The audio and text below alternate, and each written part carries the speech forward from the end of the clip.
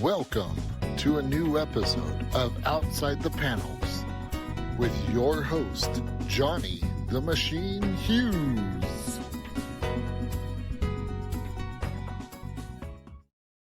Welcome everyone to another episode of Outside the Panels. Happy New Year! As 2023 is just starting at the time of recording, you are here for the first episode of a new year. What better way to start it with a kick-ass Kickstarter? I know you know how much I love Kickstarter. So joining me this time around for the first of the year is the ultra talented Corissa Grant. Corissa, how's it going? Good, how are you? I am very well, thank you very much. Did you have a good festive break? I had a nice quiet break, which is the way I like it. Oh, okay. Cool, Yeah. cool. I pretty much got to write and not be bothered. So See, this is what happens, isn't it? You know, great. Yeah. So get yourself secluded. I can't imagine that scene in Love Actually where the writer's somewhere in Portugal just typing away. No one can talk to him because it's a different language. You know. I don't know how people do it in like coffee shops and stuff. Like I need ultimate quiet, you know. It's because it's the copy of what people are saying in the coffee shop. That's why. Yeah. Character 1 says, "This is not my croissant." Character 2 says, "This is what you ordered." That works, yeah. Yeah, go with what you know, right? Yeah, Go. absolutely. Carissa, thank you so much for spending the time with us. I really appreciate the time you've put into this. So, tell us about your book. What's going on? I see how fantastic you've got your ads going on behind you there. I'm really impressed. Yeah. I like that one. Yeah. I love my banner. It's actually a funny story. They sent me the wrong one. It's 20 inches too short. So I wrote to them Saturday and I said, you know, this is supposed to be 81 inches. And they're like, oh, whoops. So we did it metric style. Yeah. And so they said they're sending me a new one, but I get to keep this one. So this one gets to stay here. And then my other one, and it wasn't cheap. It was like $200. So it's good to have the right one coming. But so for my book, it's actually a very long series I actually wrote with somebody. We wrote 5 unpublished novels just for fun. Novels as in novels? Novels like 90,000 words each about, yeah. So we wrote actually 10 of them, but for this series is 5. And we were just role playing this story. I made up these characters 17 years ago. And I found her, my co-writer, about 2.5 years ago, and I said, "Oh, you want to write this story with me?" And she's like, "Yeah, why not?" And so cool. it was just for fun, but we fell so in love with the characters, like obsessively addicted to the story. And after we wrote, you know, the 5 novels and we finished series 1, we're just like, this is really too good to waste. Like it was just, you know, we didn't want to waste such a good story and such great characters, but we knew it couldn't be a novel because we're role players and we wrote it as role players. And so we had tried to find an editor, and they said we'd have to change everything and merge, you know, the story together. And we're like, no, we'd rather go broke and not make any money and just keep it for ourselves. we do not want to ruin our characters or stories. It's all about the art. Yeah. We could not bear to take anything away from the story. So I was looking for pictures to just for us. So I was going to print it, make a cover just for us. And everything I found was cartoony. All these artists did cartoons and stuff. And I was like, I don't know, do you want cartoony or realistic? Because all they have is cartoony. And she's like, cartoony is fine. I was like, well, we could do a comic book. And she's like, okay. Okay, cool. And I literally jumped out that day and hired an artist and had no idea what I was doing or what had to be done. And then I was laying at night that very night, and I was like, I don't know how to do a comic script. Yeah. That's a fair point. Yeah. So I went in the next day and looked it up, and I kept telling my co-writer, I don't know how I'm going to do it, because I'm the one that was going to do everything with it, you know, take our stuff and convert it. I was like, I have no idea what I'm doing. She's like, you got this. So I wrote like 2 sentences, and like script 1 was done. Like it was like, I was like, oh, that wasn't too bad. I think there's a little bit more to it than that. Yeah. I'm not quite sure. I mean, you from the cheap seats over here. It took about 17 more tries to get it right. I did not. Well, you know what it was? I didn't think of dialogue, has like when you write a novel, you can write whatever you want. It doesn't matter how long it is, what they say, how much they're thinking. So when it came to dialogue, I was like, oh, I need room on the page. You can't cover the art, and they can't say like a paragraph. So I would say the hardest thing was cutting down the dialogue and all that stuff. But well, I don't know. I know some writers that write very verbose scripts, so it's cool. So what's the story behind? What's the story behind the book then? What's the book's called? The story is called Redemption. There's actually 3 series. There's Damnation, Salvation, and Redemption. This is the first one we're converting. Okay. And it's about Seraphina, who is a descendant of angels. And Draven there is her soulmate. And he is actually a descendant of demons. It breaks my heart already. So anyway, so they are soulmates. They have lived through multiple lives together. Her real father, who is an angel, and his real father, who is a demon, pretty much mess with them their whole lives because she was created from a soul weapon, and they want to get that back. And Draven and Sierra know nothing about it. Every life that they're reincarnated, they have no memory. They don't know each other. They just have to meet, be attracted, and pretty much, the warning had to have a warning because page 2 is just a little bit violent. So let's give people a heads up on this one. It is a horror tinged comic. Yeah, right? It's pretty much Buffy the Vampire Slayer versus meets Supernatural, Evil Dead in Silent Hill kind of story. Cool. Yeah. Without a PG rating. With it's rated R. Yeah. Mostly, there's no real nudity. We didn't do that. There's nothing like that. But they curse a lot. There's gore. You know, it's more gory than like it's not like a thriller slasher type. You know, they go to war. There's a war between heaven and hell, and they're caught in the middle of it. And in the page 2 where you saw, that was actually her brother possessed by a demon killing her parents, what she thought was her parents, and this is them as teenagers. This is a flashback, a dream she has every night, and for 10 years. For 10 years. Yeah. So what happened? See, I read it. See,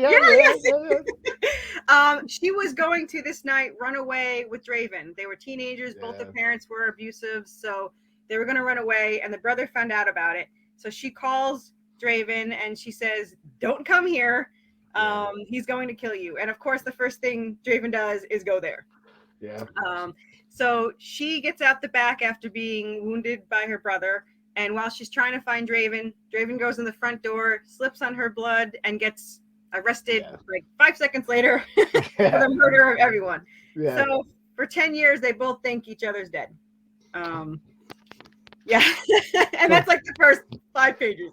don't you just hate it when that happens, eh? Yeah. So you mentioned a couple of influences on there.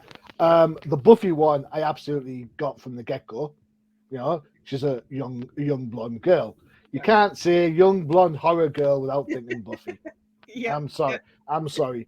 You just can't. And so obviously that's boom, that's there. Then you talk, you know, issue 1 doesn't give the backstory of who begat who, for example. So, you know, you've got like the demon side of Draven, and you kind of like, you know, a little bit angel, maybe a little bit, as you say, supernatural.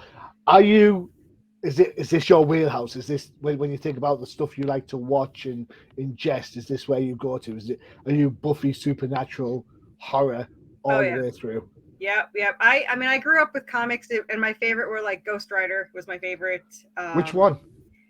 Both the original and then. Oh, you have just got some geek points off me. Well done.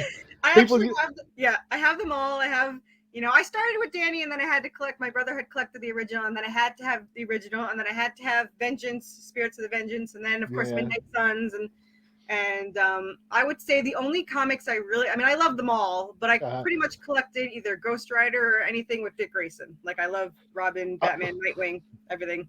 So there's like two distinct polar opposites there. Yeah. Ghost Rider. Yeah, yeah. Demon, force of good, and Dick Grayson. Yeah. The dude in the pixie boots. Yeah, a little different. And the funny part is my brother didn't really collect. He didn't collect the new Ghost Rider, and he didn't collect a lot of DC. He was mostly X-Men and X-Factor. He did all those. But He said all those. Yeah. all those, nothing. But yeah, he's been a huge collector for 40 years. I think. Wow. He's actually my editor now, so he just wanted his name on the cover, but on the inside the book. So basically, he wants to tell you what to do. Yeah, yeah. Which is funny because he didn't want me to. This is the funniest thing. So my mother, who is not into horror, will never open this book, is super supportive of it. My brother was not at the beginning. He's like, "This. Why would you want to do that? It's going to ruin your story or whatever." I'm like, "You have. What are you talking about? You collect comics. You should be completely into this." Yeah. Yeah. So he was completely against it, and then as soon as it came out, he was like the first one to pledge and. He was like, "When do I get 2?" And I was like, "I don't know if you should get 2. I don't know." Yeah. There's a different pledge for you down the line. Everybody else gets to pledge $5. Brothers get to pledge 10. Yeah. And he has to wait. I should make him wait a couple more years. Yeah. Ships to brother in 2024. Yeah. So he got super supportive. The funny thing is, what started me on actually role playing in the beginning 17 years ago was Resident Evil 2. I saw, it's kind of weird, but I saw a commercial. I don't know if you've ever seen commercials for Resident Evil 2, the original. But there's a crocodile that comes out of the sewer to go after Leon. Don't know what that's about or why it was there in the commercial. That was all I remember. And I told my parents, I need to play this game. So they had to get me PlayStation 2 or PlayStation 1 so that I could play this game. And then it was like whatever holiday. I was like, I want it for whatever holiday for the next 5 birthdays. I don't care. Just get me PlayStation. So we got that. We rented Resident Evil 2, which had no instructions. So I'm trying to play this game, and Leon is just walking back into the fire. And I was like, this is the worst. I can't figure this out. I couldn't get it to move. I throw the controller. My brother comes in, picks it up, starts playing, and I got mad. I'm like, get out of my room. So I started playing it, and then I was addicted. Like 6 hours through to beat the game. And 6 hours? Yeah, 6 hours. And I got mad when I finally bought it and realized that there's an auto aim, which would have been so useful throughout the game. Well, just think how good you got. That's how it works. That's right. The hard way. I always do the hard way. Do the hard way. So that's actually what I started RPing was Resident Evil at first. So do you think that RPing helped you with the idea of behind the story of of Redemption? Yeah. Made you able to flesh out characters and ideas? Yeah, I mean, I did. When I first started writing as an RPer, I'm dyslexic, so I was a one-liner. Like I literally just one line for 2 years, and then I progressed to a para, and I did a para, and then 2 years later, I was able to do multi-para, and I said, I'll never do novelaire. There's too much words there. That's never going to happen. And somebody came in and said, it's not that bad. You can do this. And I was like, I don't know. There's a lot of words there. And so I went from 200 word replies to 1,000 on average. And then when I met my co-writer, it wound up being 2,000 to 5,000 words on average. And we actually did the 10 novels, which wound up being 700,000 words in 2 years. Whoa, that's impressive. So we did pretty good. And we're still writing. We write weekly. So how does that work? Because, I mean, comic books generally are collaborative. It has to be said. Generally, and I know there are exceptions to this, generally you get your writer, you get your artist, who might have an inker, who then you've got the colorist, and then you've got the guy who puts the letters in, right? Or the person, whomever, right? Mm-hmm. What's it like then, having 2 writers? Because, I mean, who calls foul? So I got to tell you, this woman is my soul writer. The only one that's more important in my life is my husband. She and I connected on such a level you have no idea. To clarify, she writes for Draven and only Draven, and I write for Serafina and only Serafina. And then we share the other characters during the thing. So what originally happened? Now I sent her the starter, which starts the entire thing, and it was what you saw. Pretty much all of issue 1, probably. Yeah. So when they meet in the alley and outside the alley is what I wrote to her the first time, and it was obviously off the bat crazy, which is what you have to do in RP. You have to get the person who want to write you back. And she read it and she's like, this is awesome.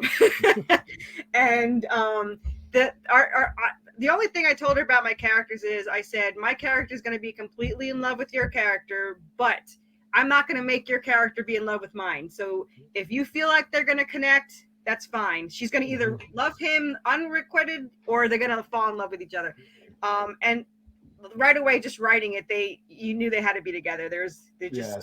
And they get closer throughout the story, and you could tell they love each other, but I don't even think he says it until like book 2, which is like actually the end of book 2 or something. So like 20 issues in, he doesn't even say it, but you know that they love each other and that they have this incredible bond. I mean, they literally die and kill for each other. And of course they love each other, but he's so standout. I mean, he was trained as an assassin. So he has they thinking they were dead, they completely closed themselves off. Someone had read, like you saw when they met each other, there was no big reunion. Exactly, yeah. So how you describe your writing process there, that you concentrate on this side and your co-writer focus on the other. That's exactly how issue 1 reads. Yeah. It very much is. This is what happened in the nightmare from Sarah's point of view. Yep. Seraphina. She calls herself Sarah in the book. And then you get to see the same thing, but from Draven's point of view. And then there's the bit in the middle. Yep. You know, and Draven doesn't believe it for the first few pages. He's like, yeah, whatever. Yeah. I'm just a guy. Don't whatever. And just kind of go with the flow kind of thing. So how you describe that writing process absolutely comes through in this first issue. Yeah, so, and it's supposed to be that way. Like it's funny because my letterer at the time for that issue, he said, shouldn't they be like kissing and like crying and happy to see each other? I was like, nope, he doesn't believe it. She thinks it's a trick. And they have more pressing things to worry about at the time. And 1 is crazy. 1, everyone's like, everything happens in 1 at one time, and it does. It's 1 to 1. They're like, things happen too fast. I was like, they're in hell. This is it's how it comes out. That's a really astute observation.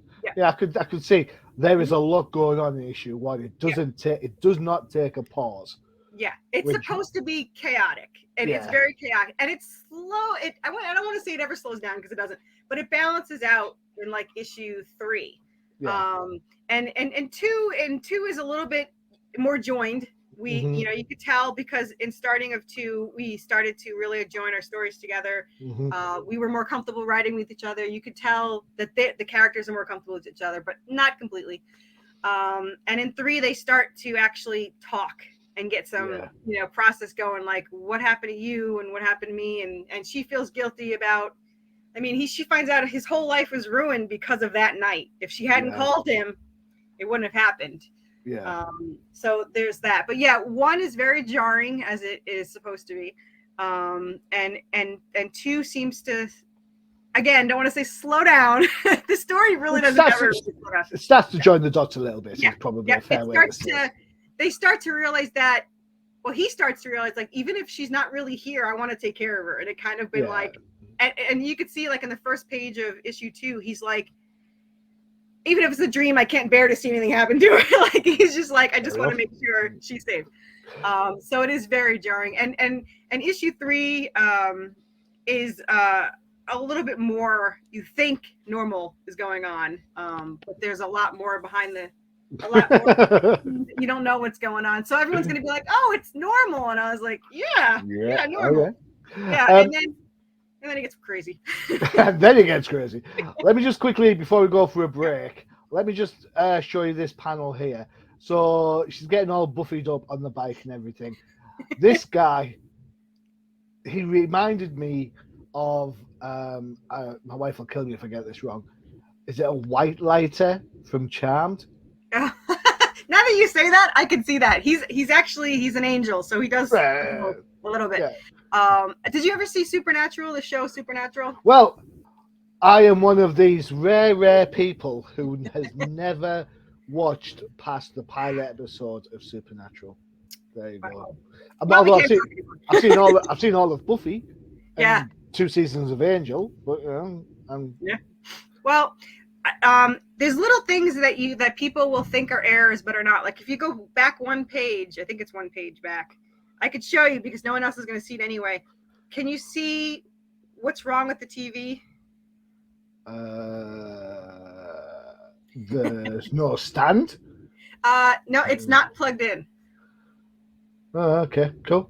Oh yeah. I suppose that, yeah. Yeah. Okay. So in the next one, when you see the next page in the background in the window, you could see the angel in the background. He's actually controlling the TV to get her to go to that town. Oh, see, that's not obvious. I know. And also like the TV changes because it's a flat screen on one, and now it's a normal bulky screen with a. Yep. Oh, it's okay. it's all crazy. Yeah. It's a little crazy. But yeah, so that's that. Well, then I don't have to explain because in Supernatural, the angels possess people. In this, they're just who they are, who you see. Okay. I never liked that aspect. I thought that was weird. Yeah. But yeah, so he's trying to get her to go, and the demons are working on the other side to get Draven. Draven, what happened? What set off that they were able to find her after 10 years is Draven's holding something that she gave him 10 years ago. And if it was what I'm thinking, is you can't hold that for long. I'm just saying. Yeah. So he's got this item, and when he moves back to her state close to her, it sets off a riffle that they're so close together. So now angels and demons know where they are.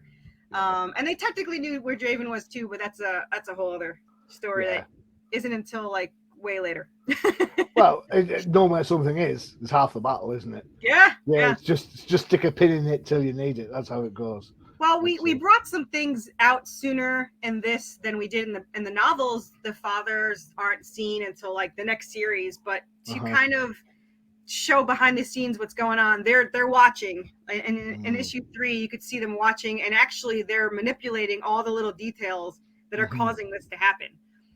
And Serafina and Draven know nothing about it, but we do as the reader. You mentioned about being based on a novel. Like the novel work first, then going on to this. I absolutely can totally see that because the opening panel on page 3, very often you do not get a panel that says the 18-year-old opened her eyes. You know, that's very much a tell when you've got a show going on at the same time. And I kind of, if you're like, what's that about? But that's the only time that appears. So I thought to myself, is this you kind of learning to deviate from novel style to comic style to? Yeah. Because as I understand it, and I'm just a reader, just a reader.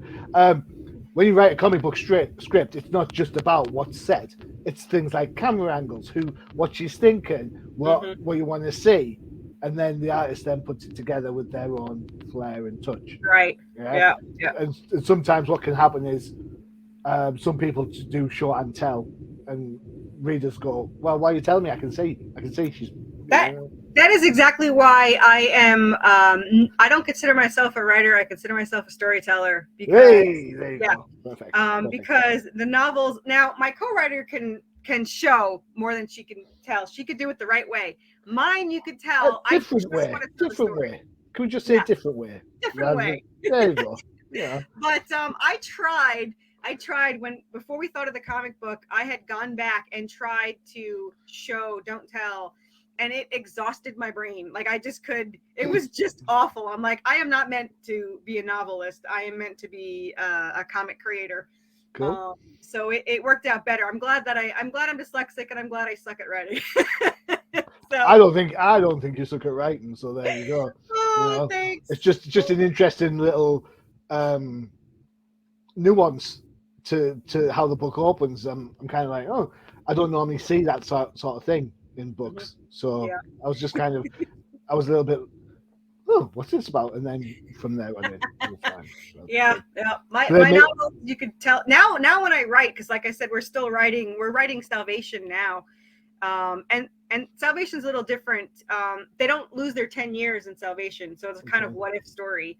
and it's one little thing changes the story so that and they actually do get to run away that night, which at first I thought was going to be boring, these two teenagers on the run, and then I realized she's no longer trained as a supernatural hunter, he is no longer an assassin, and they don't even know supernatural exists, and here are these two teenagers being chased by demons and everything else on the block. So it actually wound up being awesome. Yeah. Yeah. Cool. Yeah. Cool. Right, time for one of our breaks, one of our other shows. Which one should we go with? I'll tell you what, there's a new episode waiting in the wings. You may have seen it already. This is the Old Timers Comic Book Show.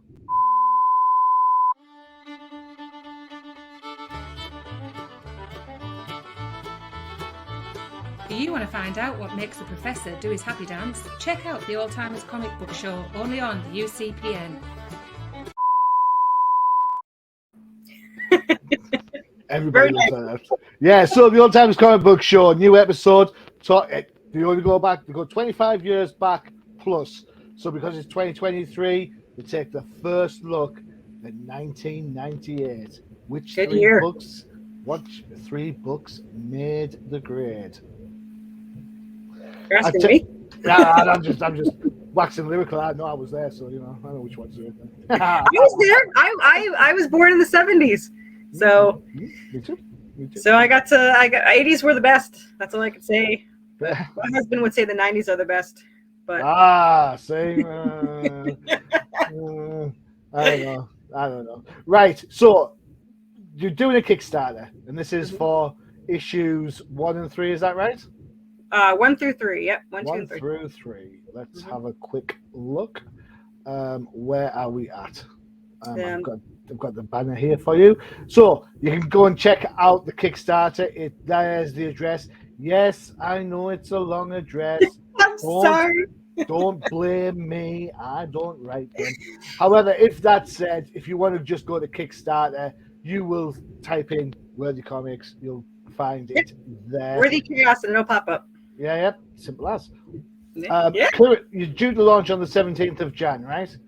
Yep, and fortunately, so the first time we launched, we did launch with one for like a kind of practice run, and I pre-launched for about a month, and I started the launch with about 25 followers. So this time in 3 weeks, we have 78 followers. Cool. So when we launch, we'll have a little bit more notice than the last time. So we're hoping to do a little bit better. Cool. But we just want enough to pay our artists. That's all we care about. Which is a topical theme, definitely. So if you're interested in the book, head over to Kickstarter, click notify me on launch. You will get notified when you can then pledge away. Quick question. The art here looks a little bit different to the art in the book. Yes, we have a new artist who is absolutely positively the most amazing artist I've ever worked with, and this is his first job. Looks gorgeous. They look gorgeous. She looks fantastic. It is, and he's quick and he's amazing, and he does it all. He inks, he colors, he letters, he does it all. Yeah. And he's actually redoing issue 1 so that we have a matching set, and it should be done before this launches. Cool. And anybody that did buy issue 1 already and then buys issue 2 will get issue 1 free. Oh, wow. So we don't want I don't want them to be like, I wasted my money on one and now I got to buy another one. No, we want our readers to love it. And so it's going to be a nice, and everyone's against me redoing 1. They're like, you wasted all this money and everything. And I was like, yeah, but it's going to look so much better. And I know a little bit more about comics now, so it won't be as bad. And we do have some amazing rewards for this. Go on then. Talk us through the reward structure that you have. Okay, so for like $5, you will get the PDFs for 1 and 2, including the black and white version for 2. Cool. PDFs, I will say this, are massively important. Internationally, they are a must. Anybody who's thinking about doing the Kickstarter, and I know people have different views on this. I prefer the actual comic book, but in fairness, I am not going to back a Kickstarter in the States for $5 if it's going to cost me $25 to get the book sent over. That's not going to happen. So Corissa, I absolutely applaud PDFs. Well done. Yeah, Cool. me too. So, and I think it's like for $8 or so, you'll get 1 through 3, and the black and white versions of definitely 2, and I think 3. My artist did amazing black and white, but the color is amazing too. I'm all for color. I love color. So then, of course, there's printed copies. We do have 3 covers. We have the one behind you. We have a new one that they did, and also, do you know the comic book The Tick? Yes. Teenage Mutant Ninja Turtles. Iron Chase Nichols did the that's not the cover he did, but that's cover 3 before it's colored. But Iron Chase Nichols, which it's not done, it's getting done actually this week. He inked it, and he's gonna color it digitally for us and send it, and that's gonna be a variant cover. He is absolutely fantastic. I know he's amazing. him. He is fantastic. He's amazing. He's like the nicest guy on the planet. Thanks. Cheers. Yeah, one of the nicest on the planet. And he doesn't, I don't think he realizes how talented he is, but he is absolutely talented. He was inking mine live on YouTube like a week or 2 ago or 2 weeks ago. And I loved it. I loved watching it. But we also have now Anubis, which is the thing they're shooting there. We have plushies of him. We have a statue of a very rare handmade statue of him. And then we have the 3D printed busts that aren't small. They're about 6 inches which is pretty big for printed, because usually they're around 3, but we just, we like to spoil ourselves and share that with everyone. Size matters, apparently. No, I didn't say that. But we just, the detail and our artist is really good. And so we have those, and we have we have foil prints you can get. And we have an electronic bundle of issue 1s from different people, PDFs. If it reaches, I think it's 1,000 or 1,200, you get, I think it's 5 of them. And they're awesome. All indie writers, all amazing artists and creators. So there's a lot. There's a lot to offer, much more than the first one, that's for sure.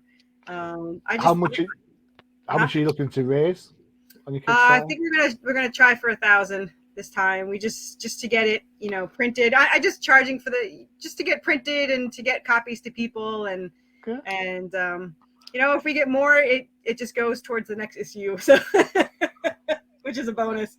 There's a lot of issues, and we want to get them out, of course. Mostly for us, we just want to see them. But hopefully other people want to read them too. That would be a bonus, and it would help me not sell my house to make the issue. So you remind me of years ago back, there used to be a comic book shop in a little town where I used to live, Darlington, in the northeast, and the comic shop closed, and I was like, you can't close. Yeah. It was like, oh yeah, we're closing. So I was like, well, how do you do this yourself? How can I get involved? And the sole reason was I didn't want to not get comics. That was it. So I had a little side business selling comic books. Nice. See? Purely because I wanted my comic books. That's it. Yeah. I did all right with it. I did, lasted a while before, I had to go get a real job, but fine. Yeah, real jobs. I have one of those. Yeah, me too. That's probably why I don't need profit per se. Like, if this started to make profit, the only thing I would probably start doing is paying my artist more, because I know he gave me his price, but he should be getting paid double, and I can't afford double, so I haven't told him that. But as soon as I can, I would. But he's promised to stay. He's grateful for this opportunity. We're grateful for him to do it. And we're just so excited. And we will be printing them as graphic novels along the way too. Cool. Book 1 is right now. I'm actually doing the script for issue 7 right before I came on here. So it's probably going to be either 7 issues into one book or 8. And then there's 5 books total. So, are you looking for a publisher down the line? Probably not. I did at first. I wrote to a couple of them, and none of them wanted to deal with any stories more than 3 books. I said, then that's not for me, because I can't even write a story that's short if I wanted to. So I decided that it's probably just going to be best that if I do it, and if it can just pay for itself, then I'm good to go. And if not, we'll find a way to get it done. So. I would suggest, and this is just me spitballing, so apologies if I am, teaching my granny how to suck eggs on this. From my experience with talking to creators across many different podcasts, the key part's finding the right publisher. Yeah. Yeah, there's a publisher for everyone. I always think, if you want, if you like doing cheesecake, go over to Zenescope. If you like doing superheroes, fine, you'll need to find someone who does superheroes. If you like doing mature books, fine, go and work with Image or Dark Horse. You know what I'm saying? Mm-hmm. So there's always a publisher somewhere that'd be interested. Well, I think we'll see. The vagaries of the comic book industry right now is that just like every other industry, we seem to be in flux. We don't know, we don't know our Batman from our Spider-Man at the minute sometimes. So, yeah. Well, if one comes up and says I can keep my rights and they want to help, I'm good with that. I'm not against it. I just I don't see that happening. Nope. But you never know. Maybe if it's popular and when I don't need them, they'll come running. So so you write this for you. Yeah. Yeah. This is your baby. This is yeah. writing for you. How would you feel if someone came knocking on the door and said, "We really like the idea. We like the juxtaposition between the angels and the demons. We kind of like this. Will they, won't they, but they will, or won't they?" And you know what? The world's ready for something different other than prequels of Game of Thrones and Lord of the Rings. We want something new, right? How would you feel if someone came around and said they want to do a TV show? I would definitely prefer a TV show than movies. Yeah. But it'd have to be. It probably couldn't be. There's a lot of them out there that want to change the story, and it would have to be super strict. To be honest with you, if I had my choice of how to release this, it would be a rated R animated series. I would absolutely adore that. But I know animation's more expensive these days, but so a TV show, I would not be against that. But it's too much for a movie, and I could tell they would cut things out and stuff. Yeah, so. the movie would just hit the key points. Yeah. And yeah. then, I think as a show you can explore their bond and absolutely. So, yeah. If we have rights and we could be, have not let them screw up our story, then I am definitely not against having a TV show done. I am one of the few people in the world that like to highlight the TV show over the movie, purely because you can tell more story. Yeah. Over 21 episodes, you tell more story than you do with it. Yeah, and that would probably be perfect. Just each book would probably be, a couple issues or something would be like a series, and this we have so many ideas for these characters. I mean, we have a series 2 for this Redemption planned out. And they're going to go through Greek mythologies and Celtic mythologies, and they're going to meet up with all the gods and goddesses in those realms while they're trying to get something. And like I said, there's Salvation, which is the whole other series, which is already 25 issues at least already written, and we just started that one. And then there's the prequel, which is them going through their lives and where the weapon came from. It's going to start with the demon and the father fighting and all that stuff. So is this the Origins book? That's going to be the Origins book. Yeah. So this is, we'll just add this to so we can have a look. So this is the web page. Let me just run this quickly across the bottom there. So if you go to worthychaoscomics.com, you can check out all this for yourself. All right, there you go. Where are we at? So there's the cover of issue 1 that I've seen. There's the cover of issue 2 that I'm using. Yay. And then you've got Origins. Yes. See, now this is my wheelhouse. Fishnets. I'm telling you, everyone loves her costume. It started as a joke. She was supposed to sneak into the Halloween party, and all she had was fishnets and her bathing suit. So she went in like that. And she was super shy. How do I sign up for that book? How do I sign up for that one?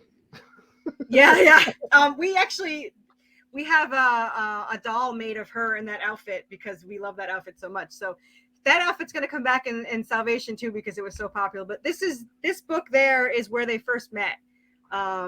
And the book is done, but our letterer got injured and couldn't finish it. Now we have to start the lettering over again. So that's going to be done right after this prequel, the pre-launch, and that one will probably be done too. But yeah, that one's that one's a good one. Her going around in a cave fighting in crazy giant bugs and stuff, wearing nothing but a bathing suit and her fishnet stockings. I mean, you can't resist that one. Yeah, I'm there. Where do I pledge for that one? Yeah. I'll send you the details. Yeah, if you need an advance review on that one, just let me know. I'll get that. First one to review it, I promise. Excellent. Yeah. Everyone who knows me is like, Johnny, give it up. All right, that's fine. No, she looks good. I'm telling you. Yeah, she does. Yeah. I'm sold. I recently reread. What did I read? The Nail, Justice League book, right? From '98, and there's a picture of Black Canary. They're in the snow, and she's Black Canary, so it's the classic Black Canary look. She's got a little jacket on, but she's zipped up because it's cold. But she's still wearing a fishnet in the snow. I'm like, why wouldn't you? Why wouldn't you? Yeah, we made the jacket red and all that to because she is kind of looking like the canary. like Black Canary, but. That's fine. Yeah, I'm all right with that. It's a Halloween costume, so it's okay if she does. Yeah, homage and all that. Yeah, excellent. All right, okay. So, give me your 30-second elevator pitch for why people should be backing your Kickstarter. I'm just gonna say that if you like horror, adventure, anything like that, and you never want to be bored, this is the story for you. It is nonstop action, pretty much nonstop gore. But all I'm gonna promise you, I can't promise you're gonna love it, but if you give it a chance, you'll probably get addicted to it like the rest of us. But you definitely won't be bored. That's all I'm gonna say. A non-boring story is all I can promise you. I am sold. All right. Here we go. Register your interest on the Kickstarter. Head over to Kickstarter.com project. The address is there. You can pause and find out where that is. You can search for Worthy Chaos. It'll pop up. I mean, come on, Kickstarter, they want the money and all that. They're not going to make it hard for you. To keep up to date with everything that is Worthy. Oops, look at all that. That spelling mistake in there. Who's the thumb there? You can get the PDF on the website too, and you can also download, which I forgot to tell you, we had a song created just for this comic series. Really? Yes, it was the lyrics are all original, the vocals, all the music, and it's absolutely original, and it's all on our comic. And you can download that song on the website for $5, and the PDFs are there for $5 as well. So. Okay, so I'll keep up to date with everything that's still done it. How would you think that? Who'd have thought that is? Give me 2 seconds. Doing this live. There you go. How's that? I wanted worthychaos.com, but they wouldn't sell it to me, so they're not even using it. No, but you've got that one instead. Worthychaoscomics.com. There you go. Hey. Woo! You'll spell it right eventually. Great. New year. What can I say? Gremlin. Right. Yeah. Cool. All right. Brilliant. Okay. Register your interest. The Kickstarter kicks off on January 17th. There you go. Carissa, thanks so much for spending so much time with me talking about your fantastic book. I really do appreciate it. Thank you for having me. This is great. Yeah. Starting off the year right with your show. Cool. Yeah. Cool. That way. Don't forget to check out the UCPM for all your favorite shows, including the aforementioned Old Timers Comic Book Show. 1998 is the place to be, apparently. And of course, if you like everything DC, you've got the Definitive Crusade. And if you like Ghost Rider, check over the No Price podcast for everything that is Marvel. I'm sure the guys will talk about the new Ghost Rider series at some point. I'm sold. Cool. Excellent. Yeah. All right, all that's left is for me to say one more time, Krista, thank you so much for your time. Thank you. I really appreciate it. I had a lot of fun. Thank you. Good. I've been your host, Johnny the Machine Hughes. So as always, adios.